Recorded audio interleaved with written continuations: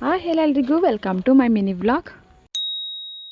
ಇವತ್ತು ಒಂದು 5 ಗಂಟೆಗೆ ಎದ್ದು, ಸೊ ಇವತ್ತು ಗುರುವಾರ ಆಗಿರೋದ್ರಿಂದ ಫಟ್ ಅಂತ ಎಲ್ಲ ಕೆಲಸ ಮುಗಿಸಿ ಪೂಜೆ ಕೂಡ ಮುಗಿಸ್ದೆ.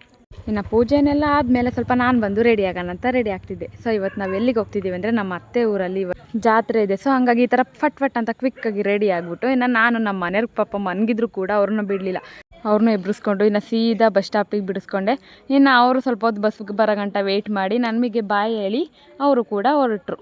ಇನ್ನು ನಾವು ಹೋಗ್ಬಿಟ್ಟು ಬಸ್ಸಲ್ಲಿ ಹೋಗಿ ಕೂತ್ಕೊಂಡು ಇನ್ನು ಸ್ವಲ್ಪ ಹೊತ್ತು ಆದಮೇಲೆ ಬಸ್ ಕೂಡ ಹೊರಟಿತು. ಸೊ ಇವತ್ತು ಉಳಿಯಾರ್ಗೆ ಹೋಗ್ತಾ ಇದ್ದೀವಿ. ಆಗಲೇ ಹೇಳ್ದಂಗೆ ನಮ್ಮ ಅತ್ತೆ ಊರಲ್ಲಿ ಜಾತ್ರೆ ಅಂತ ಹೇಳಿದ್ನಲ್ಲ, ಸೊ ಆಲ್ಮೋಸ್ಟ್ ಇಷ್ಟೊತ್ತಿಗಾಲೇ ಪಟ್ಟದ ಕಳಸ ಎಲ್ಲ ರೆಡಿಯಾಗಿರುತ್ತೆ. ಸೊ ಬೇಗನೆ ಹೋಗಬೇಕು ಅಂತ ಸ್ವಲ್ಪ ಬೇಗನೆ ಎದ್ದಿದ್ವಿ. ಅಲ್ಲಿ ಬೇರೆ ಸ್ವಲ್ಪ ಹೊತ್ತು ಬಸ್ ಬೇರೆ ಸ್ಟಾಪ್ ಮಾಡಿದ್ರು, ಏನೋ ಕೆಟ್ಟೋಗಿದೆ ಅಂತ ಏನೋ. ಹಂಗೋ ಹಿಂಗೋ ಉಳಿಯಾರಿಗೆ ಬಂದ್ವಿ. ಸೊ ಅಲ್ಲಿ ಸ್ವಲ್ಪನೂ ಟೈಮ್ ವೇಸ್ಟ್ ಮಾಡಿದ್ರೆ ಏನು ಆಟೋ ಹೊತ್ಕೊಂಡು ಸೀದಾ ಕೆಂಕೆರೆ ಹತ್ರ ಬಂದ್ವಿ. ಆಲ್ರೆಡಿ ನಾವು ಬರೋ ಅಷ್ಟೊತ್ತಿಗೆ ಕಳಸಗಳೆಲ್ಲ ರೆಡಿ ಆಗಿದ್ವು. ಇನ್ನು ನಾವು ಲೇಟ್ ಮಾಡ್ದಲ್ಲೇ ಇನ್ನು ಅಲ್ಲಿಗೆ ಸೀದಾ ಹೋಗ್ಬಿಟ್ವಿ. 101 ಕಳಸನ ಒರೆಸಿದ್ರು. ನಿಜವಲ್ಲೂ ಹೆಣ್ಮಕ್ಳೆಲ್ಲ ತುಂಬ ಮುದ್ದಾಗಿ ಕಾಣಿಸ್ತಾ ಇದ್ರು. ಇನ್ನು ಅದರಲ್ಲಿ ದೇವ್ರುಗಳ್ನೆಲ್ಲ ನೋಡ್ತಾ ಇರ್ಬೋದು ಎಷ್ಟು ಸೂಪರಾಗಿ ಅಲಂಕಾರ ಮಾಡಿದ್ದಾರೆ ಅಂತ. ನಾವು ಬರೋಷ್ಟೊತ್ತಿಗೆ ಪಟ್ಟದ ಕಳಸನ ಆಲ್ರೆಡಿ ಕುಣಿಸೋಕೆ ಸ್ಟಾರ್ಟ್ ಮಾಡೇ ಬಿಟ್ಟಿದ್ರು. ಇನ್ನೇನು ಲಾಸ್ಟ್ ಮುಗಿಯೋ ಮೂಮೆಂಟಲ್ಲಿ ಹೋದ್ವಿ. ಇನ್ನು ಇದ್ರ ವೀಡಿಯೋ ನಾಳೆ ಕೂಡ ಕಂಟಿನ್ಯೂ ಮಾಡ್ತೀನಿ. ಮೇನ್ ಜಾತ್ರೆ ಇರೋದೇ ನಾಳೆ, ಅಂದರೆ ಸಿಡಿ ಎಲ್ಲ ಇರೋದು ನಾಳೆನೇ ಇಂಪಾರ್ಟೆಂಟು.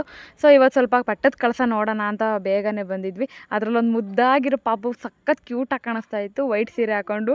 ಸೊ ಈ ಕಡೆ ತಿರುಗಿ ನನ್ನ ವೀಡಿಯೋಗೊಂದು ಪೋಸ್ ಕೂಡ ಕೊಡ್ತು. ಸೊ ಇನ್ನು ಅಲ್ಲೆಲ್ಲ ವೀಡಿಯೋ ಕ್ಲಿಪ್ಪಿಂಗ್ ತಕ್ಕೊಂಡು ಸ್ವಲ್ಪ ಅಲ್ಲೇ ಪ್ರಸಾದನೆಲ್ಲ ಕೊಡ್ತಾಯಿದ್ರು ಅಂದ್ಬಿಟ್ಟು ಅಲ್ಲೇ ಪ್ರಸಾದನೂ ಕೂಡ ತಿನ್ಕೊಂಡು ಇನ್ನು ಸೀದಾ ಮನೆಗೆ ಬಂದ್ವಿ. ನನ್ನ ನಾದಿನಿಯವ್ರ ರಿಸಲ್ಟ್ ಕೂಡ ಗೊತ್ತಾಯಿತು, ಫಸ್ಟ್ ಕ್ಲಾಸಲ್ಲಿ ಪಾಸ್ ಆಗಿದ್ದಾರೆ. ಈ ವ್ಲಾಗ್ ಇಷ್ಟರ ಲೈಕ್ ಮಾಡಿ ನನ್ನ ಪೇಜ್ನ ಫಾಲೋ ಮಾಡ್ಕೊಳ್ಳಿ. ಇದೇ ವ್ಲಾಗ್ ನಾಳೆ ಕೂಡ ಕಂಟಿನ್ಯೂ ಮಾಡ್ತೀನಿ.